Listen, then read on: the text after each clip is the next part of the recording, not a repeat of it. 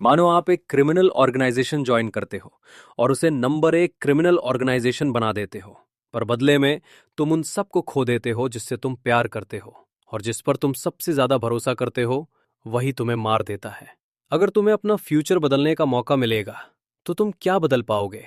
आज मैं इसे ही एक मानवा को एक्सप्लेन करने जा रहा हूं, जो यांग सेजून की मानवा बॉस रिटर्न है। बॉस रिटर्न मानवा के स्टार्ट में ताइवान इंडस्ट्रीज, एक ऑर्गेनाइजेशन जो अन्य छोटे ऑर्गेनाइजेशन को एक्वायर करने और खुद में शामिल करके कोरिया का एक बड़ा क्रिमिनल ऑर्गेनाइजेशन बन गया। एक बहुत बड़ा कॉरपोरेट क्रिमिनल ऑर्गेनाइजेशन जिसने धीरे धीरे विभिन्न क्षेत्रों में अपना प्रभाव बढ़ाया, जैसे कि कंस्ट्रक्शन, लोन, होटल और रिसोर्ट, कसिनो और अन्य मनोरंजन व्यवसाय। एक दिन ऑर्गेनाइजेशन के पहले चेयरमैन तेहो गुम की मौत एक पुरानी बीमारी से हो जाती है।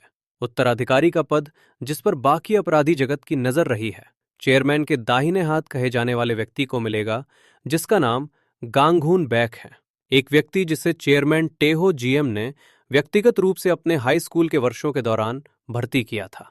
वो व्यक्ति जिसने बलपूर्वक प्रतिद्वंदी ऑर्गेनाइजेशन को ताइवांग इंडस्ट्रीज के अधीन एकजुट करने में नेतृत्व किया। गांगहून बैक वो टेहो जीएम के बाद दूसरे चेयरमैन के रूप में सफल होता है और उसे इस राष्ट्रीय ऑर्गेनाइजेशन के बॉस का पद प्रदान किया जाता है।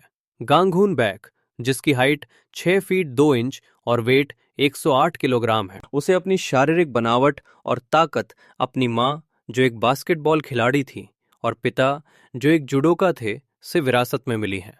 और बहुत कम उम्र से उसने एक बार भी कभी नहीं जाना कि कमजोर होने का क्या मतलब होता है।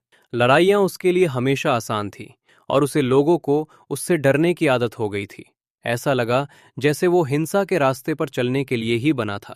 तभी चेयरमैन तेहो गुम अपने साथ शामिल कर लेते हैं और उसने अपनी हाई स्कूल की क्लासमेट सूजे ओंग से शादी की और एक परिवार शुरू किया। और अपने बॉस के बजाय वो खुद जेल गया। लेकिन जैसे ही वो अंडरवर्ल्ड में अपनी जगह बना रहा था, एक इंटर ऑर्गेनाइजेशन विवाद के दौरान उसके घर पर छापा मारा गया। वो दिन था जिस दिन उसने सूजे ओंग को खो दिया। जब वो होश में आया, दुश्मन का पूरा गैंग साफ हो चुका था। वो इंसिडेंट उसे ऑर्गेनाइजेशन के सेकंड इन कमांड बना दिया और बॉस की मौत के कुछ साल बाद देखते ही देखते वो उस पूरी ऑर्गेनाइजेशन का नया मालिक बन गया। तभी गैंग हुम बेक को सिगरेट पीते हुए देखते हैं, जो पुराने समय को याद कर रहा है, और मन में बोलता है, अब पीछे मुड़कर देखता हूं तो वो जिंदगी सिवाय उथल पुथल के और कुछ नहीं थी। तो फिर क्यों मुझे अचानक ये सब बातें क्यों याद आ रही हैं? वो आंखें बंद करके सोच ही रहा होता है, तभी चश्मा पहने एक आदमी उसके पेट में चाकू घोंप देता है। तभी गांगुम बैक मन में बोलता है, शायद मेरी पूरी जिंदगी मेरी आंखों के सामने से गुजर रही थी। तभी गांगुम बैक चाकू घोंपने वाले आदमी से पूछता है, क्यों ह्यून, आखिर तुम क्यों? तभी ह्यून रोते हुए बोलता है, मुझे माफ कर दीजिए बॉस, और गांगुम बैक नीचे गिर जाता है। तभी अगल बगल के लोग चिल्लाते हैं, किसी को छुरा घोंपा गया है। तभी गांगुम बैक ह्यून की ओर देखते हुए मन में बोलता है, आह, क्या मैं मर रहा हूं? क्या बस यहीं तक था मेरा सफर? कितना मीनिंगलेस है सुजोंग, मैं तुम्हें मिस कर रहा हूं। तभी जोरदार बिजली चमकती है। तभी गांगुम की आंखें खुलती हैं जहां वो चेयर पर बैठा था, जो चिल्लाते हुए खड़ा हो जाता है और खुद को स्कूल में देख शॉक हो जाता है और मन में बोलता है, ये क्या है? मुझे लगा था कि मैं मर गया हूं, लेकिन ये तो स्कूल है, आखिर हो क्या रहा है? तभी सभी क्लासमेट गैंगून को देख रहे होते हैं, जहां गैंगून को टीचर बोलते हैं, मुझे लगता है तुम थक गए होंगे गैंगून। टीचर भी उससे डरता है। तभी गैंगून अपने पेट को देखता है जहां चाकू लगा था, जहां उसके पेट पर कोई घाव नहीं, यहां तक घाव का निशान तक नहीं है। तभी उसे कुछ याद आता था और वो क्लास से बाहर दौड़ते हुए निकल जाता है, जहां टीचर भी बोलते हैं, खैर आज क्लास के लिए बहुत है। तभी गैंगून को दौड़ते हुए देखते हैं, जो मन ही मन बोलता है, मुझे कोई फर्क नहीं पड़ता अगर ये कोई सपना है तो। और तभी दूसरे क्लास में जाता है, जहां उसे देख क्लास के सभी लोग बोलने लगते हैं, गैंगून बैक, क्या वो यहां किसी को मारने के लिए आया है, वो भी क्लास के बीच में? वो जो भी होगा वो तो काम से गया, उससे आंख नहीं मिलाना। तभी गैंगून के फेस पर पसीना आने लगता है और वो क्लास के अंदर आकर एक लड़की के पास खड़ा हो जाता है, जो सूजे ओंग रहती हैं, और सूजे ओंग बोलते हुए घुटनों पर आ जाता है।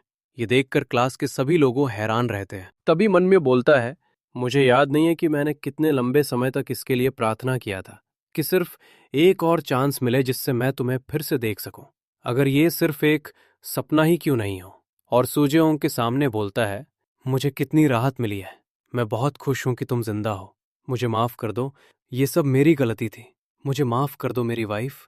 और जोर से रोने लगता है।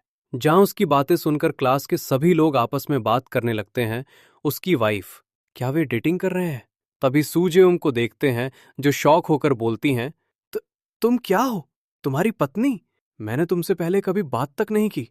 तभी गैंगम को रोते हुए देखते हैं, जो मन में बोलता है, मैं शपथ लेता हूं कि अगर मुझे दूसरा मौका दिया गया है, मैं तुम्हें दोबारा कभी नहीं खोऊंगा।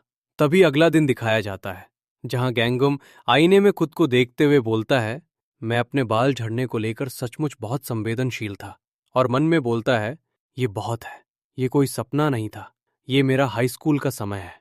मैं नहीं जानता कैसे, पर मैं सच में समय में पीछे आ गया हूं। खैर, मामला जो भी हो, ये मेरी जिंदगी बदलने का एक अवसर है। मैं इस बार मारपीट के रास्ते पर नहीं चलूंगा और मैं दोबारा सुजेओंग को नहीं खोऊंगा।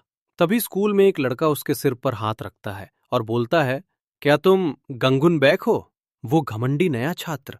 मैंने सुना है कि तुम अपनी धौंस जमा रहे हो। आगे वो कुछ बोलता, इतने में गंगुन उसके मुंह पर एक जोरदार पंच मारता है और बोलता है, मेरे बालों को मत टच करो। जहां वो लड़का दूर जाकर गिरता है, जहां पंच खाए लड़के के साथी ये देखकर हैरान हो जाते हैं, जहां गंगून को रियलाइज होता है कि उसने मारपीट नहीं करने का फैसला किया था और अभी अभी उसने वही किया। और पहला एपिसोड यहीं खत्म हो जाता है।